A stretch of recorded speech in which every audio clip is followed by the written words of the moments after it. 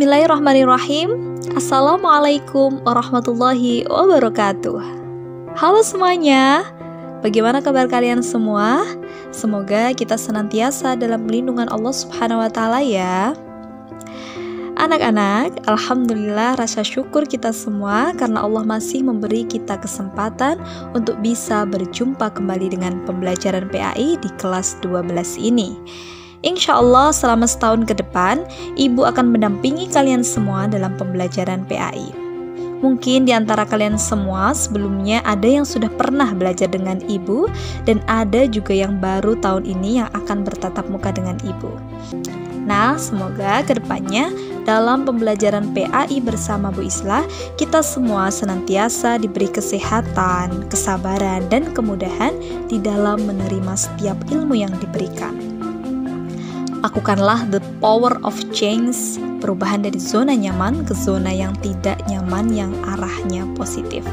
Walaupun sekarang kita belum bisa untuk bertatap muka langsung, belajar di sekolah seperti biasanya, semangat kita tidak boleh pudar sedikit pun.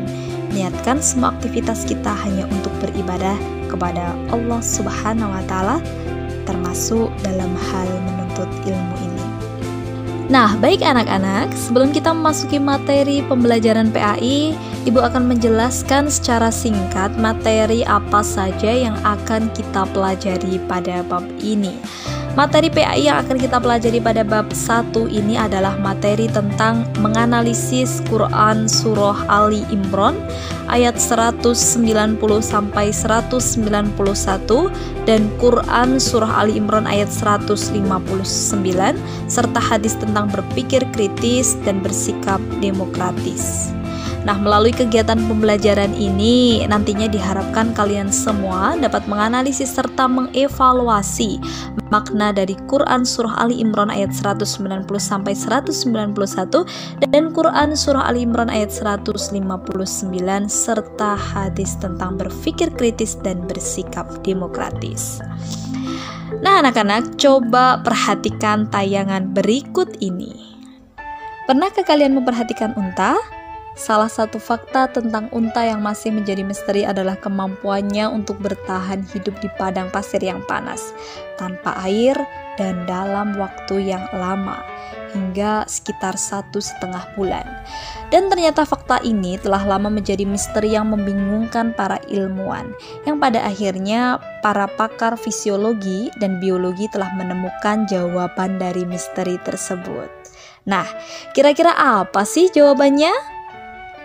Jawabannya adalah unta ternyata memiliki kemampuan untuk memproduksi air dari lemak yang terdapat dalam punuknya melalui proses kimiawi. Unta mampu menyimpan lemak di punuknya sekitar 120 kg. Nah, adanya jumlah cadangan lemak sebanyak ini, unta mampu bertahan hidup tanpa air selama 1,5 bulan. Subhanallah.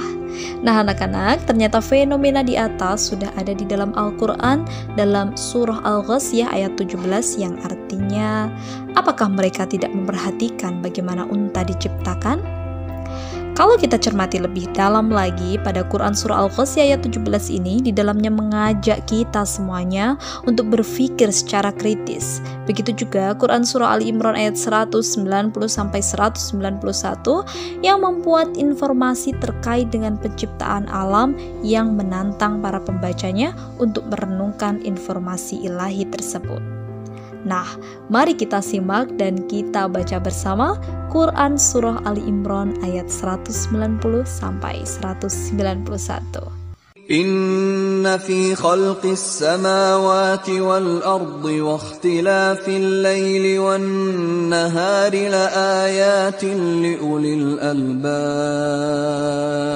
الذين يذكرون الله قياما وقعودا وعلى جنوبهم ويتفكرون في خلق السماوات والأرض ربنا ما خلقت هذا باطلا سبحانك ربنا ما خلقت هذا باطلا سبحانك فقنا عذاب النار Nah, baik anak-anak, setelah kita membaca bersama-sama Quran Surah Ali Imran ayat 190-191, maka Ibu akan menjelaskan poin-poin kandungan dari ayat tersebut. Poin pertama yaitu mengapa kata langit atau as-samawat dengan jamak dan kata bumi al-ard dengan tunggal. Padahal kita tahu bahwa bumi pun ada 7 lapis.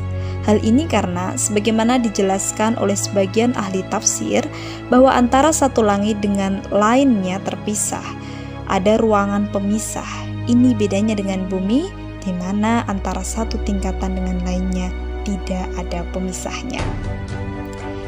Poin yang kedua yaitu hanya orang-orang yang menggunakan akal sehat mereka dengan benarlah yang dapat merasakan bahwa diciptakannya langit dan bumi, pergantian siang dan malam, itu semua tak sia-sia di hadapan Allah. Allah dengan maha kuasanya mempunyai tujuan yang jelas dalam merancang semua ini. Poin yang ketiga yaitu hendaknya kita gunakan akal kita sebaik mungkin. Janganlah memikirkan hal-hal yang tak perlu untuk dipikirkan. Sudah berapa banyakkah ayat-ayat atau tanda-tanda kekuasaan Allah yang sudah kita pikirkan dan kita renungi? Ini jauh lebih bermanfaat daripada melakukan hal-hal yang sia-sia. Poin yang keempat yaitu salah satu hikmah mengapa Allah Ta'ala memakai fi'il mudhari dalam kata wa yatafakkaruna dan yadhkuruna adalah untuk menunjukkan bahwa orang-orang yang cerdas adalah mereka yang selalu istiqomah dalam ingat kepada Allah Subhanahu wa Ta'ala dan memikirkan apa yang Allah ciptakan. Tak henti-hentinya mereka mengakui bahwa Allah adalah maha kuasa, dan sikap ini mengakibatkan ketundukan dan ketaatan yang sangat kepada Allah Subhanahu wa Ta'ala.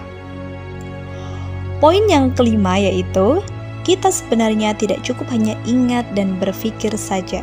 Dua hal tersebut mestinya diteruskan dengan banyak amal ibadah. Dalam berpikir itu, kita akan sangat sadar bahwa Allah tidak menciptakan semua yang Dia ciptakan sia-sia. Sehingga kita bisa mengatakan, Rabbana ma khalaqta hadza batila. Maka, Maha Suci Allah dan kita meminta perlindungan kepada Allah dari api neraka. Poin yang keenam yaitu ayat ini sudah mendorong umat Islam untuk meningkatkan berbagai penelitian terhadap berbagai ciptaan Allah Subhanahu wa Ta'ala. Hal inilah yang dulu dilakukan oleh para ulama kita semuanya. Poin yang ketujuh yaitu dalam kata subhanaka faqina adzabannar, yang artinya Maha suci Engkau ya Allah, maka peliharalah kami dari siksa neraka.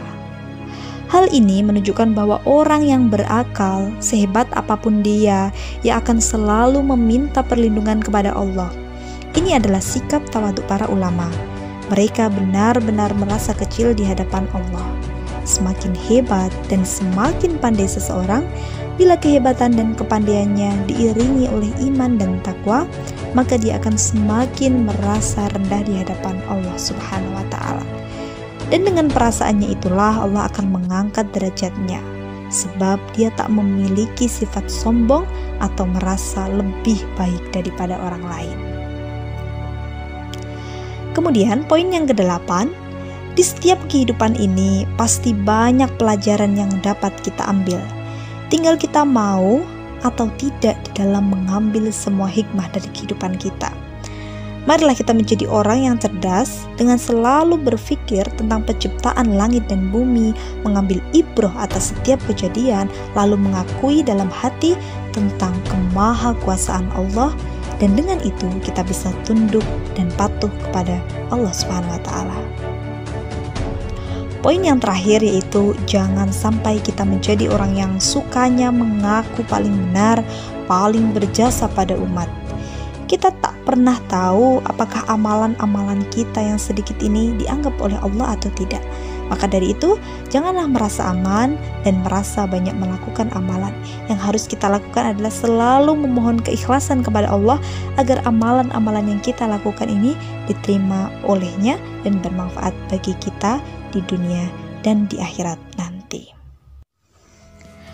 Baik anak-anak, dari ayat yang sudah kita pelajari dan sudah kita baca bersama-sama tadi, pada intinya ayat ini menjelaskan ciri khas orang yang berakal, yaitu mereka yang apabila memperhatikan sesuatu, maka mereka selalu akan memperoleh manfaat dan terinspirasi oleh tanda-tanda kebesaran Allah Subhanahu wa Ta'ala. Mereka selalu ingat Allah Subhanahu wa Ta'ala dalam segala keadaan, baik waktu berdiri, duduk, maupun berbaring. Setiap waktunya diisi untuk memikirkan keajaiban-keajaiban yang terdapat dalam penciptaannya yang menggambarkan kesempurnaannya.